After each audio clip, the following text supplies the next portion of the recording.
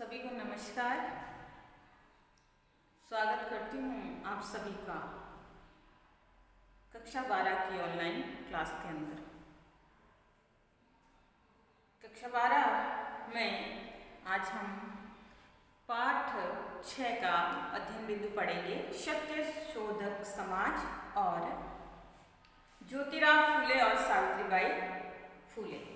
ठीक है, तो हम सत्य शोधक समाज के संस्थापक ज्योतिराव फूले माने जाते हैं।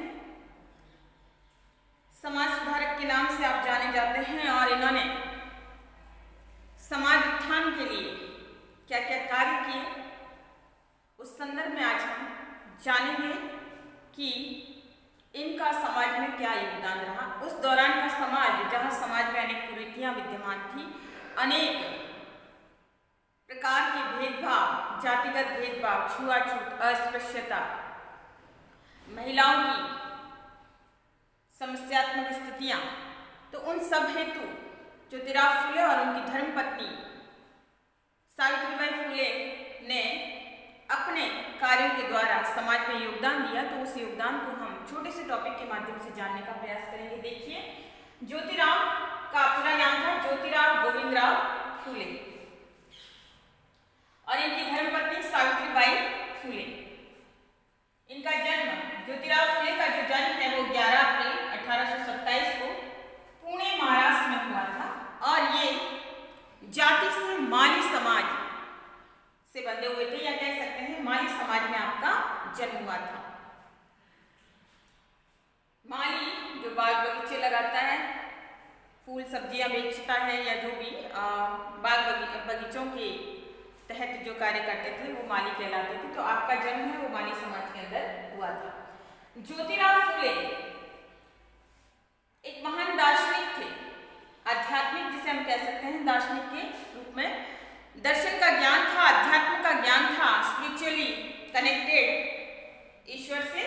और ये एक महान दार्शनिक ही नहीं बल्कि एक महान समाज सुधारक और क्रांतिकारी सामाजिक कार्यकर्ता। यानी उस दौरान समाज के अंदर जो बुराइयां, जो मूल के अंदर जो रूढ़ियां विद्यमान थी, जो समस्याएं भारतीय समाज के अंदर दृष्टिगोचर हो रही थी, उन समस्याओं के निदान हेतु आपने क्रांतिकारी कार्यकर्ता के रूप में कार्य किया, यानी परिवर्तन लाने का उन्होंने प्रयास उस समय किया था। इनकी धर्मपत्नी जिनका नाम था सावित्रीबाई फूले, इन्होंने अपने पति के इन सामाजिक कार्यों में बराबर का योगदान दिया। वो उनके साथ कंधे से कंधा मिलाकर चली और ये सावित्रीबाई फूले भारतीय समाज की प्रथम महिला शिक्षिका के नाम से इनको जाना जाता है, या प्रथम शिक्षिका होने का गौरव इनको प्राप्त है। अब हम देखते हैं इन दोनों दंपतियों के माध्यम से, या इन दंपति के माध्यम से कौन कौन से समाज सुधार हेतु कार्य किए गए। तो इनके द्वारा किए गए कार्यों को देखते हैं। इन्होंने विधवा महिलाओं की स्थिति सुधारने का प्रयास किया। विधवा यानी समाज में वैसे भी महिलाओं की स्थिति उस समय अच्छी नहीं थी, और जो स्त्रियां विधवा हो जाती थी उनकी तो स्थिति और ज्यादा खराब थी। उनको समाज में काफी कुछ प्रताड़नाएं झेलनी पड़ती थी। कई अपशगुन, उनसे संबंधित शुभ अशुभ की बातें हुआ करती थी। सती प्रथा जैसा कानून है वो बना राजा राम मोहन राय के द्वारा, उसके तहत निषेध लगाया गया। तो समाज के अंदर ऐसी कुरीतियां विद्यमान थी कि उनको अपने पति के साथ जन्म मरना होता था जब उनके पति की मृत्यु हो जाती थी। तो ये सारी कुछ स्थितियां थी, विधवाओं की स्थिति समाज में बहुत ही ज्यादा खराब थी। तो उसके चलते उन्होंने विधवाओं की स्थिति को सुधारने का प्रयास किया। साथ ही साथ किसानों की स्थिति बहुत खराब थी। उनसे विभिन्न प्रकार के कर वसूले जाते थे।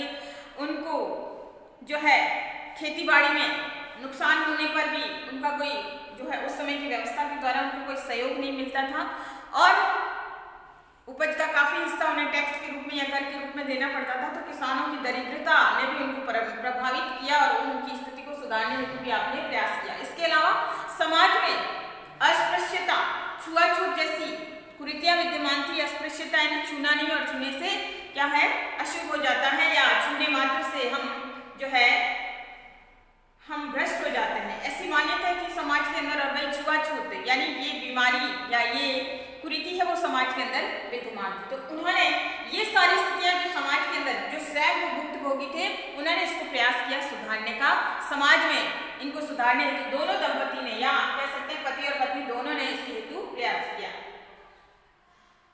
इन दंपति के द्वारा 1848 में एक स्कूल खोला गया, जिसमें महिलाओं या लड़कियों की शिक्षा के लिए प्रयास किया गया। बाद में इनके द्वारा 2 अन्य स्कूल और भी खोले गए। अब जब ये समाज में उत्थान का कार्य कर रहे थे, समाज में जो है अच्छा कार्य कर रहे थे, ऐसी स्थिति में जो उच्च वर्ग था समाज का, उन्होंने उच्च वर्ग के लोगों को उनका ये कार्य है वो पसंद नहीं आया, और फिर उन्होंने उच्च वर्ग ने इनके माता पिता के ऊपर दबाव डाला कि या तो वो उनको घर से बाहर निकाल दे, अन्यथा उनके साथ भी जो है बुरा व्यवहार किया जाएगा। तब माता पिता ने उच्च वर्ग के दबाव में आकर ज्योतिराव फुले और उनकी पत्नी सावित्रीबाई फुले को घर से निकाल दिया। साथ ही साथ जब सावित्रीबाई ने विद्यालय में शिक्षिका के रूप में कार्य करना जाना हुआ, तो उस दौरान उनको पत्थर मारे जाते थे लोगों के द्वारा, उनके ऊपर गोबर और गंदगी फेंकी जाती थी, लेकिन फिर भी वो अपने विश्वास पर जो उन्होंने ठाना था उसके ऊपर अड़ी रही, और वो अपना नियमित कार्य करते रहे समाज की इन प्रताड़ना को सहने के बावजूद भी। जब माता पिता ने ज्योतिराव फुले और सावित्रीबाई फुले को घर से निकाल दिया, तो उस दौरान उनको कोई साथ देने वाला नहीं था, कोई उनका सहयोग करता नहीं था, तो वो कहाँ जाते। तब जब उनको घर से निकाला, तो उस दौरान इस्लामिक भाई, मुस्लिम भाई जिनका नाम था उस्मान, और उनकी बहन थी फातिमा शेख, तो उस्मान शेख और फातिमा शेख इन दोनों ने इन दंपति की मदद की, उन्हें अपने घर पे रखा और उन्हें सहायता भी प्रदान की। वो भाई बहन की तरह उनके साथ रहे। फातिमा शेख और भाई उस्मान शेख के माध्यम से और सावित्रीबाई फुले और ज्योतिराव फुले इन दोनों ने मिलकर जो है समाज उत्थान हेतु कार्य किए, समाज सुधार हेतु उन्होंने लगातार प्रयास किए, और साथ ही साथ महिलाओं की शिक्षा हेतु उन्होंने कार्य किया। फातिमा शेख जो है उन्होंने इस्लाम की महिलाओं के उत्थान हेतु कार्य किया, इस्लाम की महिलाओं के लिए शिक्षा हेतु कार्य किया, अपना योगदान दिया। तो इसके कारण फातिमा शेख को प्रथम मुस्लिम महिला शिक्षिका के रूप में भी जाना जाता है, या उनका नाम है प्रथम मुस्लिम शिक्षिका के रूप में प्रसिद्ध हुआ। ठीक है, अब ज्योतिराव या ज्योतिबा फुले इन्होंने इन परिस्थितियों के चलते अपना एक संगठन बनाया। उस संगठन का नाम रखा सत्यशोधक समाज। ये प्रश्न पूछा जाता है, आपको याद रखना कि सत्यशोधक समाज की स्थापना कब हुई और किसके माध्यम से की गई। तो सत्यशोधक समाज की स्थापना है 1875 ईस्वी के अंदर की गई। और कौन था इसका निर्माणकर्ता या संगठन का कार्यकर्ता, प्रमुख संस्थापक, जिनका नाम है ज्योतिराव फुले या ज्योतिबा फुले। दोनों ही नाम से जाना जाता है, ज्योतिबा फुले भी कहा जाता है, ज्योतिराव फुले भी कहा जाता है। तो सत्यशोधक समाज की स्थापना याद रखनी है। 1875 आपको याद रखना है, 1875 में आर्य समाज की भी स्थापना हुई है, 1875 में सत्यशोधक समाज की भी स्थापना हुई। तो दोनों ही पॉइंट्स आपको याद रख सकते हैं। ज्योतिराव या ज्योतिबा फुले के माध्यम से 2 पुस्तकें भी लिखी गई। एक तो सार्वजनिक सत्य धर्म, सबके लिए जो धर्म है वो एक जैसा है, और दूसरा गुलामगिरी। तो उन्होंने 2 पुस्तकें लिखी। ये भी प्रश्न पूछा जा सकता है कि ज्योतिराव फुले के द्वारा लिखित पुस्तकें कौन कौन सी हैं, या किसी एक पुस्तक का नाम बताइए। 1-1 नंबर का प्रश्न बनता है आपका। तो सार्वजनिक सत्य धर्म और गुलामगिरी आपको याद रखनी है। तो ये था सावित्रीबाई फुले और ज्योतिराव फुले, जिन्होंने अपने कर्मों के माध्यम से समाज सेवा के उत्थान हेतु, दलित वर्ग के उत्थान हेतु, स्त्री विधवा स्त्रियों की सुधार हेतु प्रयास किया, किसानों और दलितों की स्थिति सुधारने हेतु प्रयास किया, महिला शिक्षा के ऊपर उन्होंने बल देने का प्रयास किया, समाज की पूरी की अस्पृश्यता, छुआछूत, जातिवाद, भेदभाव इन सबको मिटाने हेतु इनका प्रयास है वो जो है सार्थक कह सकते हैं रहा, और इसके कारण समाज में उन्हें उचित सम्मान भी मिला। तो ये छोटा सा ही पॉइंट था हमारा ज्योतिबा फुले और सावित्रीबाई फुले का। धन्यवाद। देखिए, जानते हैं हम दक्षिण भारत के ही एक कार्यकर्ता जिनका नाम था पेरियार। पेरियार का पूरा नाम ईरोड वेंकट नायकर रामास्वामी पेरियार। ये दलित वर्ग से ही थे और दक्षिण भारत में भी अनेक प्रकार की बुराइयां मौजूद थी, तो पेरियार ने उनके उत्थान हेतु कार्य किया। तो हम पेरियार को, जो कि आपकी पाठ्य पुस्तक में काफी छोटा टॉपिक है, उसको समझते हैं। पेरियार ये 20वीं सदी के प्रमुख कार्यकर्ता, राजनेता और समाज सुधारक के तौर पर इनको जाना जाता है। इन्होंने, पेरियार ने तमिलनाडु के अंदर, चूंकि ये दक्षिण भारतीय थे, तो तमिलनाडु के अंदर इन्होंने जस्टिस पार्टी का गठन किया। इन्हें प्रमुख राजनेता माना जाता है। ठीक है, इन्होंने जस्टिस पार्टी का गठन किया और इस पार्टी का उद्देश्य था हिंदुत्व के अंदर आई बुराइयों का विरोध करना, हिंदुत्व के अंदर व्याप्त रूढ़ियों का पुरजोर विरोध करना इस पार्टी का लक्ष्य था। और हिंदुत्व की रूढ़िवादी परंपराओं के ये प्रबल विरोधी माने जाते हैं। इन्होंने, पेरियार ने हिंदू धर्म ग्रंथों का अध्ययन किया, पुराणों को पढ़ा, उपनिषदों को पढ़ा, महाकाव्यों को पढ़ा और उस आधार पर इन्होंने तर्क सम्मत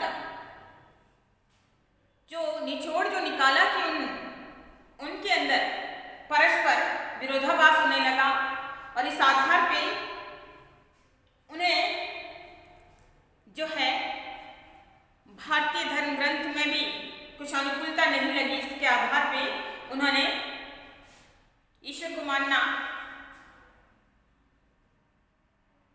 स्वीकृत नहीं किया स्वयं को, और फिर ये जीवन भर नास्तिक बने रहे। यानी उन्होंने ईश्वर नाम की शक्ति को माना ही नहीं, उन्होंने ईश्वर में विश्वास ही नहीं किया और वो जब तक जिए तब तक वो ईश्वर के प्रति अनास्तिक रहे, या कह सकते हैं नास्तिक बने रहे।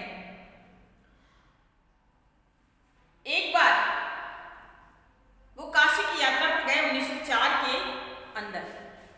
1904 में जब ये काशी यात्रा गए तो वहां पर काशी मंदिर में वहां निःशुल्क भोजन मिलता है।